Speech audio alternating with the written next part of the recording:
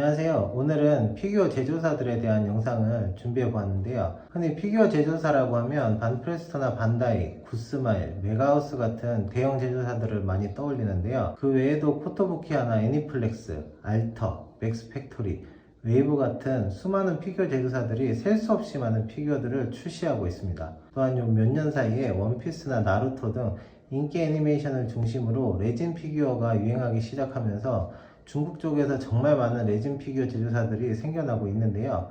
다만 이러한 레진 제조사들의 경우 라이센스를 갖고 있지 않은 업체들이 많다 보니 사후 관리나 국내 수입 시에 문제가 생기고 있는 것 또한 사실입니다. 어쨌거나 오늘은 우리가 수집하고 있는 피규어들의 제조사들은 어떤 곳들이 있는지, 또 어떠한 특징들이 있는지, 일본 애니메이션 관련 피규어들을 출시하고 있는 제조사들을 위주로 이야기해 보도록 하겠습니다. 피규어 제조사라고 하면 가장 먼저 떠오르는 곳은 아마도 반프레스토일 것인데요. 저렴한 가격대 그리고 그 가격 대비 뛰어난 퀄리티를 자랑하고 있기 때문에 피규어 수집에 처음 발을 들였다거나 혹은 자신이 좋아하는 애니메이션의 주인공들을 한두 개 정도 구매하는 일반 소비자들에게 가장 친숙한 브랜드가 아닐까 싶습니다. 반프레스토의 경우 말씀드렸던 것처럼 폭넓은 소비자층을 타겟으로 하고 있다 보니 다양한 애니메이션의 라이센스를 가지고 피규어들을 생산하고 있는데요.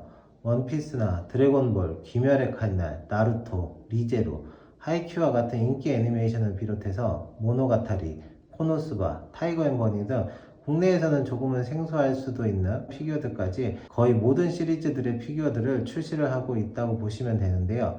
반프레스토의 경우 보통 20cm 내외의 피규어들이 대부분인데 최근에는 MSP, 마스터 스타즈 PCG 시리즈 등 사이즈를 좀 더 키우고 퀄리티를 좀 더 업그레이드 시켜서 5만원대 내외 중간급 가격대 피규어 시장까지 영역을 확장하고 있습니다. 반다이 역시 반프레스토 못지않게 많은 분들이 알고 계시는 제조사인데요. 반다이라고 하면 피규어보다는 프라모델 제조사로 알고 계시는 분들이 더 많을 것 같습니다. 특히 건프라, 즉 건담 프라모델을 취미로 하시는 분들이라면 반다이라는 이름을 모를 수가 없을 텐데요. 그만큼 프라모델 시장에서 반다이라는 이름은 독보적이라고 할 수 있을 것입니다. 또한 피규어 라인업 역시 다양하게 출시하고 있는데요. 액션 피규어라든지 최근에는 피규어의 이펙트를 강조하여 애니메이션의 한 장면을 연출한다든지 하는 방식으로 많은 피규어 매니아들의 사랑을 받고 있는 제조사라고 할 수 있겠습니다. 한 가지 더 추가하자면 로봇류를 수집하시는 분들이라면 반다이라는 이름은 몰라도 초합금 시리즈를 모르시는 분들은 없을 텐데요. 합금으로 이루어진 묵직한 슈퍼로봇들을 오랫동안 출시해왔기 때문에 추억의 슈퍼로봇들을 수집하시는 분들에게 많은 사랑을 받고 있는 브랜드라고 할 수 있겠습니다. 반다이처럼 프라모델을 출시하는 피규어 제조사들로는 코토부키아와 아오시마가 있는데요. 코토부키아 역시 국내에서는 프라모델 제조사보다는 피규어 제조사로 더 많이 알려 있지만 일본 현지에서는 반다이만큼 유명한 프라모델 제조사입니다. 다만 주로 프라모델 역시 캐릭터 위주의 프라모델이 많다 보니 상대적으로 국내에서는 피규어 제조사로 더 많이 알려져 있는 것 같은데요. 코토부키아 피규어의 경우 반다이와 비슷한 가격대를 형성하고 있고 그 역사 역시 굉장히 오래된 만큼 피규어의 조형이나 도색이 굉장히 뛰어나 많은 팬들을 거느리고 있는 제조사이기도 합니다. 아오시마는 국내에서는 잘 알려지지 않은 제조사인데요. 주로 자동차나 밀리터리류의 프라모델을 출시하는 제조사로 잘 알려져 있습니다. 출시된 피규어 역시 그 수가 매우 적은 편인데요. 굳이 피규어 제조사로 이 아오시마를 말씀드린 이유는 아오시마에서 출시한 신세계 에반게리온의 엔트리 플러그 모델 때문이라고 할 수 있겠습니다. 다양한 피규어 제조사들이 에반게리온 피규어들을 출시했지만 엔트리 플러그를 통째로 구현해서 만든 피규어는 사실 없다고 봐도 무방한데요. 바로 이 아오시마에서 엔트리 플러그를 재현한 피규어를 출시해서 에반게리온 매니아라면 많은 분들이 아오시마라는 제조사는 모르더라도 이 엔트리 플러그 모델을 알고 있을 정도로 유명한 제품이라고 할 수 있겠습니다.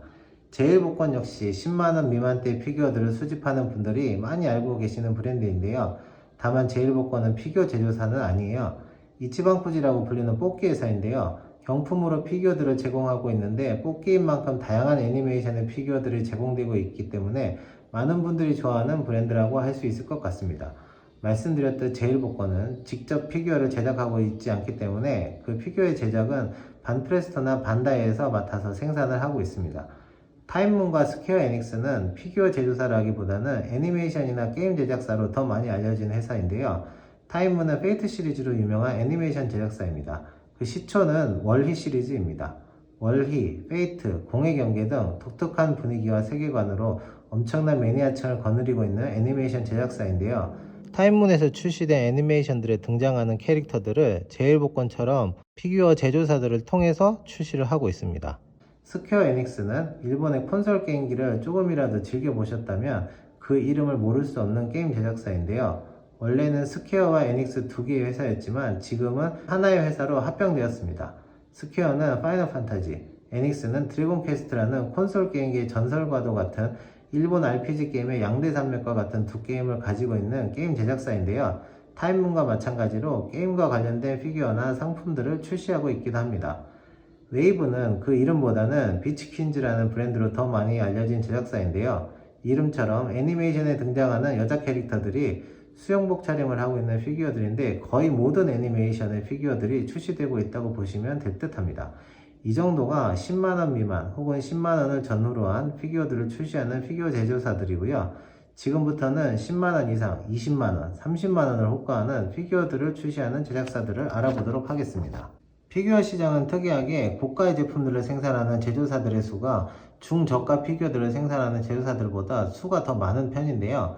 가장 많이 알려진 제조사라고 한다면 구스마일이 아닐까 싶습니다. 특히 구스마일은 다양한 제조사들과 협력 관계를 맺고 있는데요.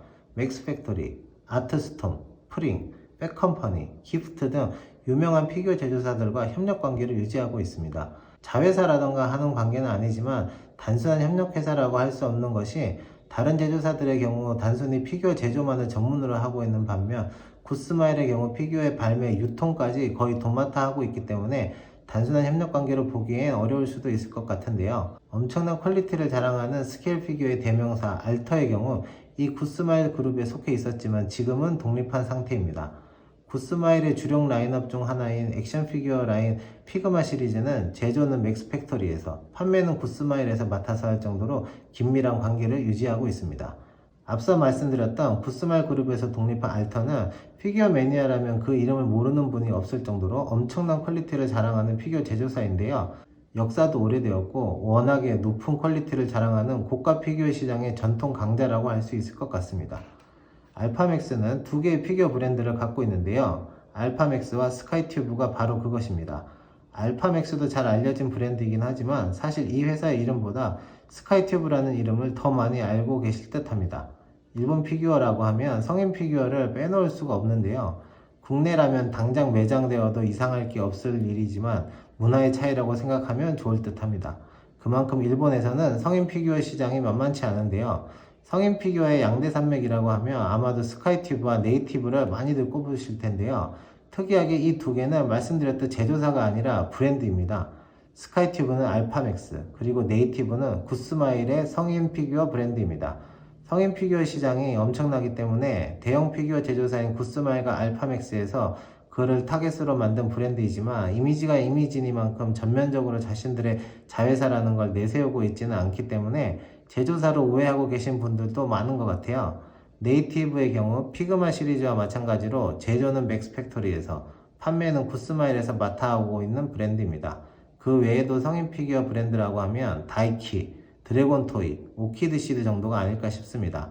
그 외에도 애니플렉스, 메가하우스, 아마쿠니, 하비맥스처럼 고가의 피규어들을 판매하는 제조사들이 많이 있는데요.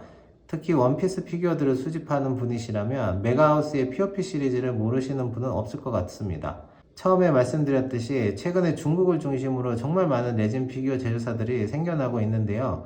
전통적인 레진 피규어 제조사라고 하면 치메아트를 꼽을 수 있을 것 같습니다. 대부분의 피규어 제조사들이 일본에 적을 두고 있는 반면에 치메아트는 룩셈부르크에 본사를 두고 있는 프랑스 제조사인데요. 드래곤볼, 원피스, 특히 유럽에서 인기가 많은 나루토 시리즈의 레진 피규어로, 그리고 엄청난 퀄리티와 더 엄청난 가격으로 잘 알려진 제조사입니다. 뿐만 아니라 엑스트라 시리즈로 불리는 PVC 피규어들을 출시하고 있기도 합니다. 뉴라인은 국내 피규어 매니아들에게는 다소 생소한 이름인데요. 아마도 출시된 제품 자체가 그리 많지 않기 때문일 것 같습니다. 블랙라군의 피규어를 생산한 업체로 잘 알려져 있는 뉴라인은요, 블랙라군 자체가 그리 폭넓게 인기가 있는 애니메이션이 아니다 보니까 그 피규어를 생산한 제조사라고 해봐야 반프레스토 정도인데요.